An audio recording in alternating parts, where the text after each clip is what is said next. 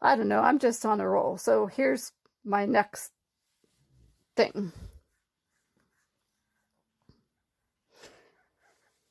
Like I said, why is it so wrong to model our criminal enterprise after that of a European, country like Norway? Why is it so wrong to do that? I mean, when people actually get out of jail in Norway, they've been rehabilitated. They don't leave with PTSD.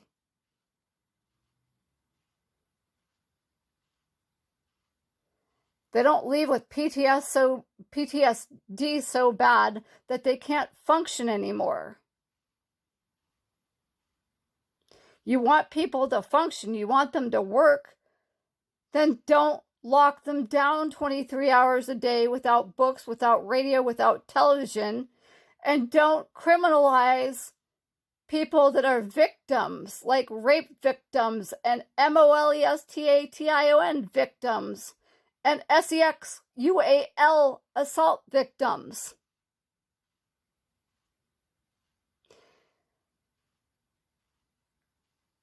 Don't allow abusers to abuse the criminal enterprise that we call a judicial system.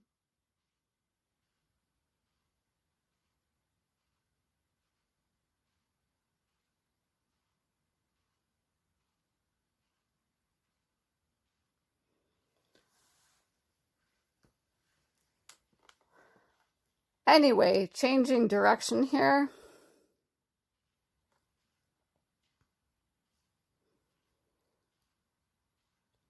As much as you might not like Bernie Sanders, as much as you might think, his age should prevent him from having an opinion or saying anything or adding anything of value, he's absolutely 100% right on the money when it comes to having medical coverage for everyone.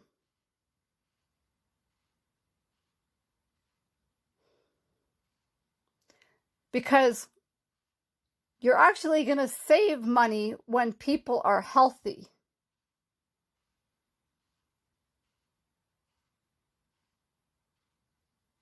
You want people to go to work, you want them to be able to function, then they must be healthy.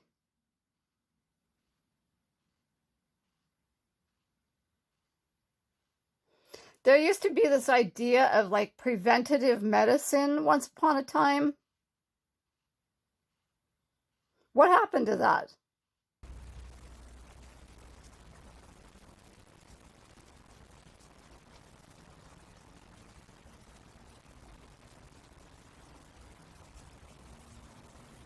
Bernie Sanders is exceptionally smart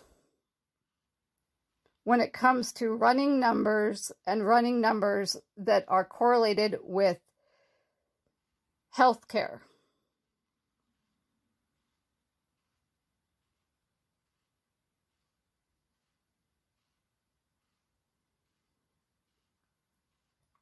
Yeah, like I understand that, statistics can like be skewed. I understand that, like, depending on,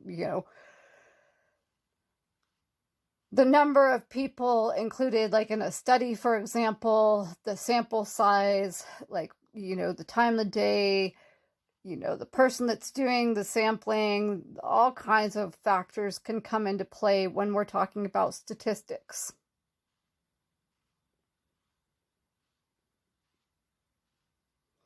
But when you crunch numbers that are specific to healthcare, there's not much room for outside influences to affect those numbers.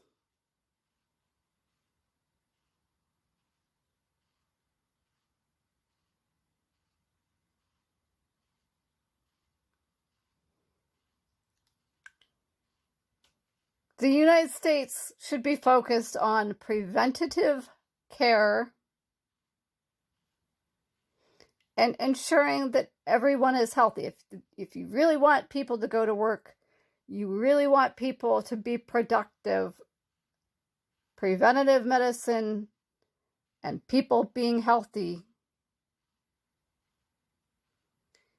is going to help get people to work, and it's going to help people to be productive.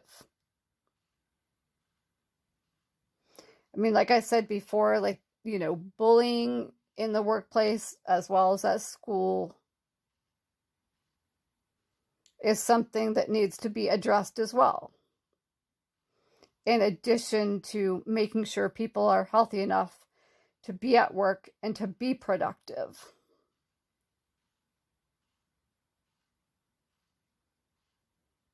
Okay, women, LGBTQI, BIPOC, Indigenous, alternatively abled,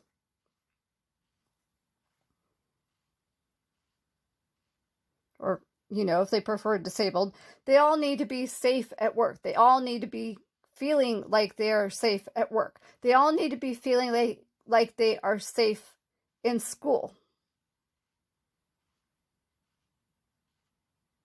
I'll use myself as an example because people seem to be just really interested in me and my life. Okay, I hit PUBERTY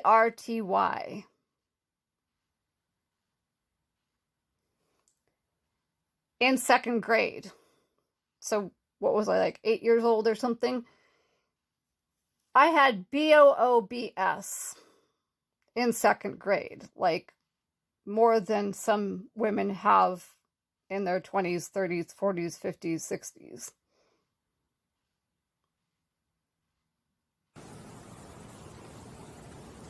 I know what it's like to be bullied. Okay, certain people in my classes, Ryan Tollner, NFL Ryan Tollner, not one of them, like during Valentine's, they'd like literally put dog food in my Valentine's. All because I hit PUBERTY early.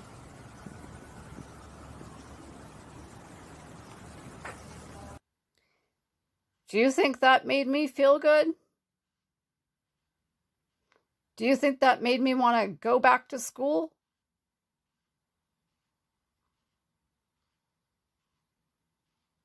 And some of these guys would make barking sounds at me, and, they'd say that I should put a bag over my face. That didn't make me want to return to school. And it all related to the fact that I hit PUBERTY early.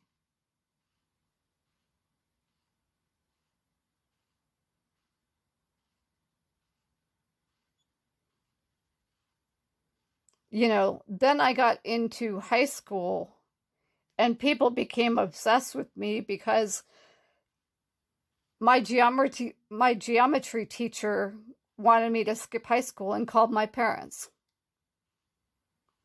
And unfortunately, like Nicole Reed was there when my geometry teacher approached me about that, and her boyfriend was there. So, she talked to other students about that, and it became like this big thing. Oh, look at that. Like, they want her to skip high school. Why not me? Why not me? Why not me? Why not me? What's so special about her? Literally nothing. I'm not special. I just was able to turn boredom into something, I guess, sort of productive, even though, like, I wrote on the desk. But But it became like, this hate on me, as in me, the person talking, because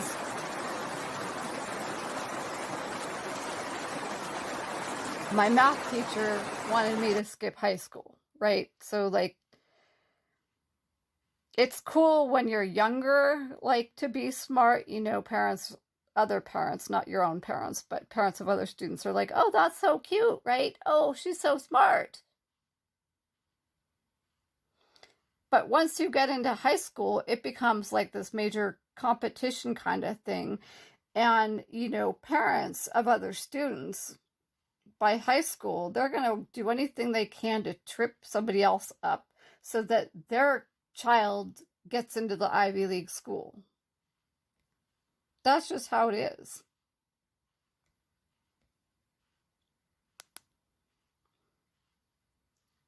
And I did have parents of other students coming up to me during high school saying the most random things.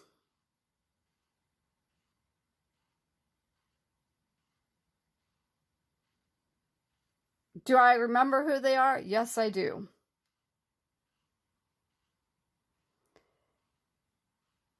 Mrs. Bernacci was one of them. The mother of Katie West was another. I mean, so it was like, I had students in high school, other students coming up to me and just making me feel like a complete waste of space. And like, I had no value. And then I had parents of other students doing the exact same thing. I mean, I was being bullied by other students, and I was being bullied by parents of other students.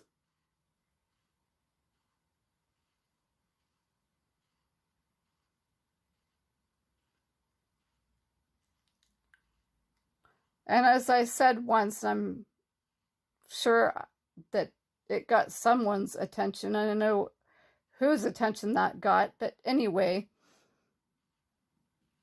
like Colin Riono, he was like,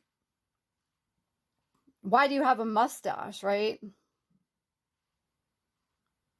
Because my parents technically didn't allow me to shave until I was 16 years old. That was their rules. Even though, I got around that more often than not.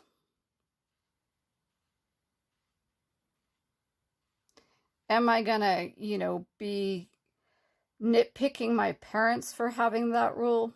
No.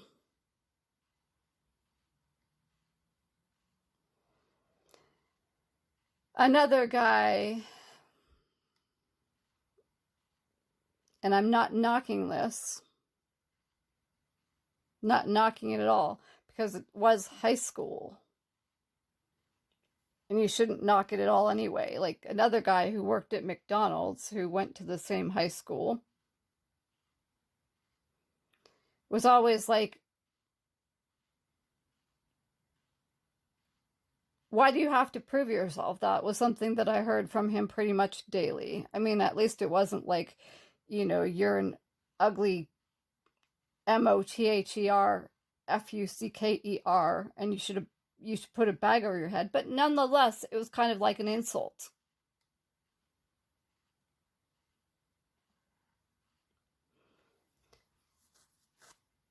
Then, I had another student who actually,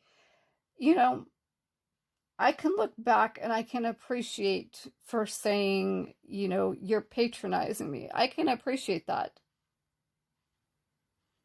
That was Shayna, and I'm not gonna, go after her for that, because you know what? I do believe, I firmly believe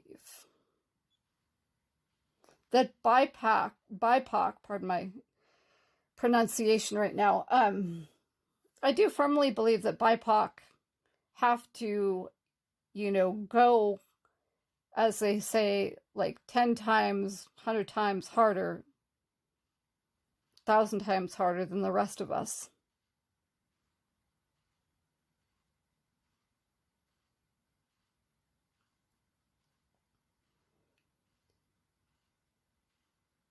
You know, and I certainly know that when I was paired with NPR, Stanford, former attorney Elsa Chang, and another student for an English project, I know that I was not welcome.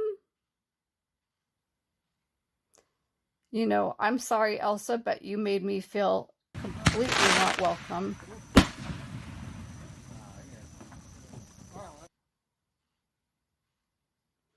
You made no bones about the fact that you didn't want me in that group. And there were only 3 of us, so whatever.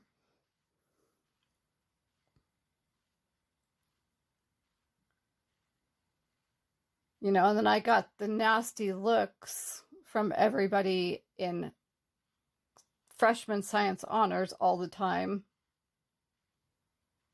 Got nasty looks from everybody in chemistry honors all the time.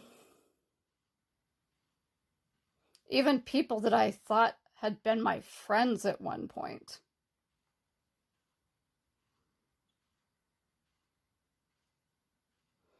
You know, and then in band, because I could figure out all the odd time signatures, just all the girls, and even some of the guys, just were super nasty towards me. It was bullying. And maybe, you know, I could have tried a little bit harder to help them to figure out the time signatures, but when you're bullied like that, you're not thinking, let me try to help these people to learn the time signatures. You're thinking, I don't want to be here. These people hate my guts. There will be only 40 individual amortizers. Same thing with freshman science honors and chemistry honors. Like when you get those nasty looks all the time,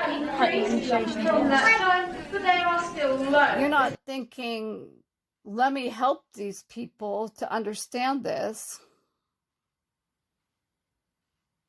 You're thinking, they hate my guts. I don't want to be here.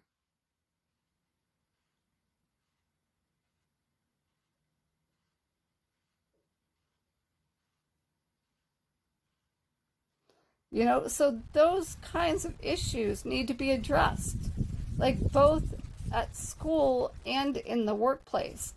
And, you know, it's got to be addressed for everyone. I was saying to Louis the other day, I checked that there was about 16 bugs came back on it. And there's a few of them now that have come up that little bit darker. But they're really coming on. You know, well. Men cannot make women feel uncomfortable. People cannot make BIPOC feel uncomfortable. People cannot make Indigenous feel uncomfortable. People cannot make alternatively abled or disabled feel uncomfortable. People cannot make LGBTQIA feel uncomfortable. Everybody needs to be able to feel comfortable at school and at work. Bullying needs to be addressed, you know, and maybe there should be a class period in 7th and 8th grade, as well as in high school, 9th, 10th, 11th, 12th, generally speaking. Like, maybe there should be a class period devoted to that every single day. Like, instead of having, you know, 7 class periods, make it 7.5 or 8 class periods.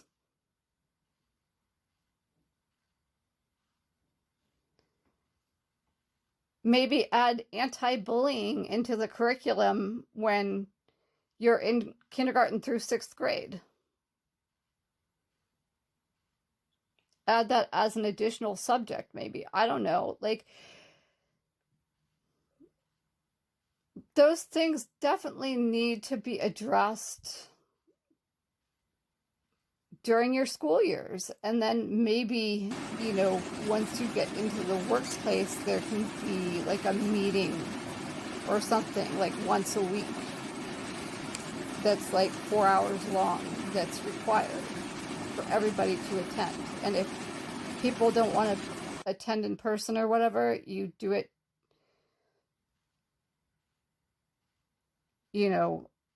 through whatever means they have at their disposal. The phone, their laptop, tablet, whatever.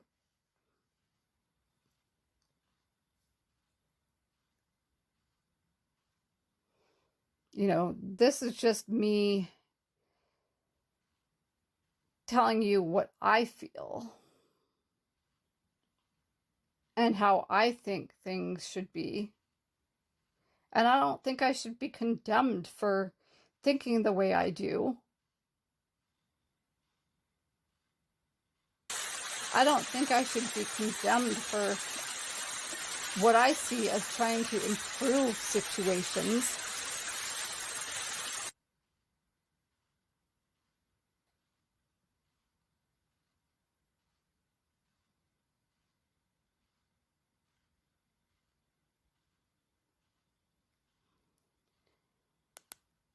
And I'm definitely not trying to speak for each individual person in this world.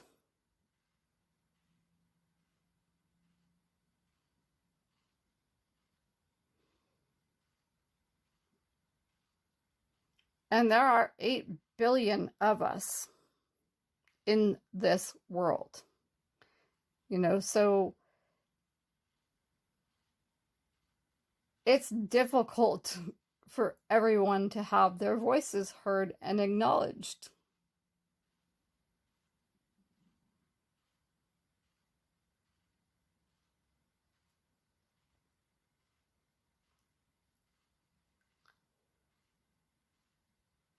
I get that.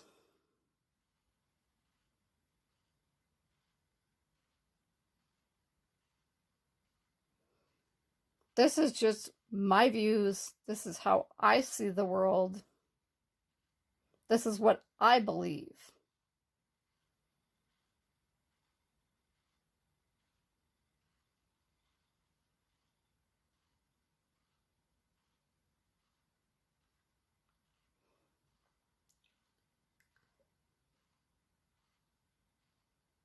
You all wonder if I remember what happened June 8th, 1992, right? Of course I do.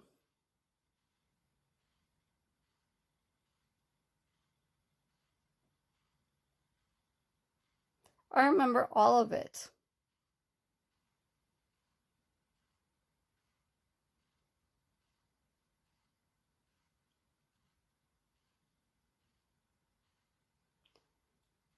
And there are reasons for why, I didn't bring things up to the social workers and things that were sent to the hospital when I was in intensive care from the attempt on my life.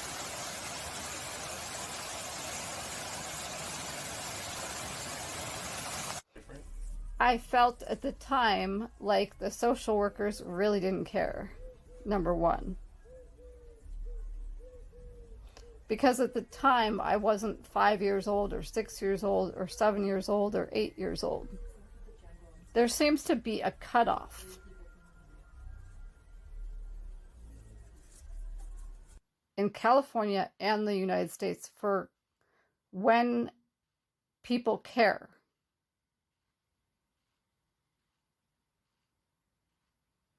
Like if you are past a certain age,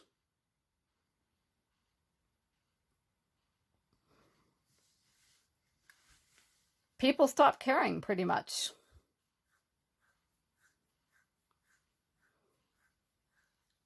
And generally speaking, from what I can see, that age is about 10 or 11 tops.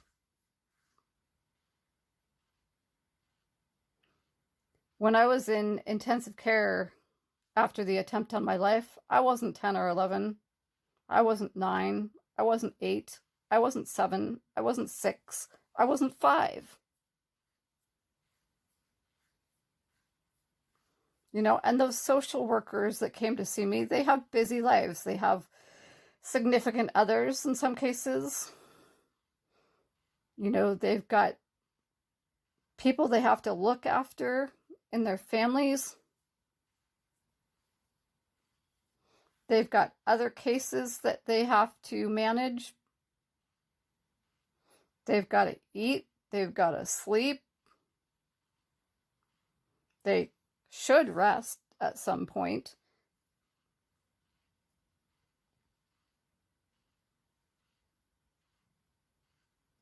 So I felt like my age at the time was something that was an issue, and that, these people have busy lives, and I didn't want to stop them, or, I didn't want to add to their stress or whatever. I felt like I was adding to their stress.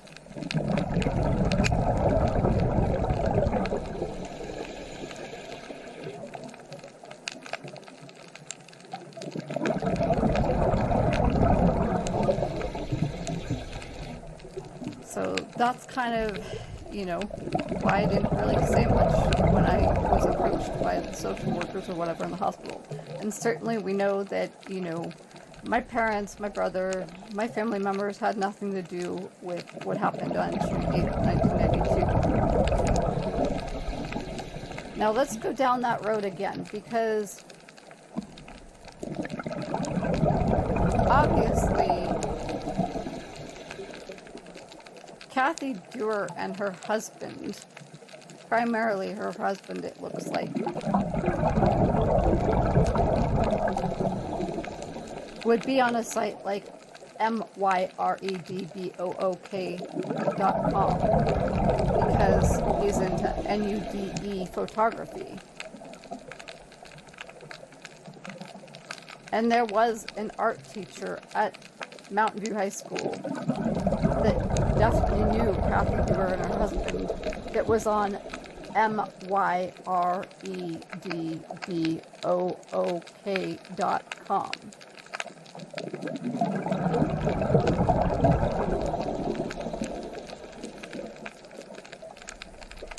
And prior to, myredbook.com coming into existence in like 1996 or whatever it was, there were things like Yahoo user groups. Was I on Yahoo user groups? No, I wasn't, because like I said before, I didn't even have a laptop until like something like 2006. And prior to that, when I was growing up, all I did was use my parents' computers when they weren't on them.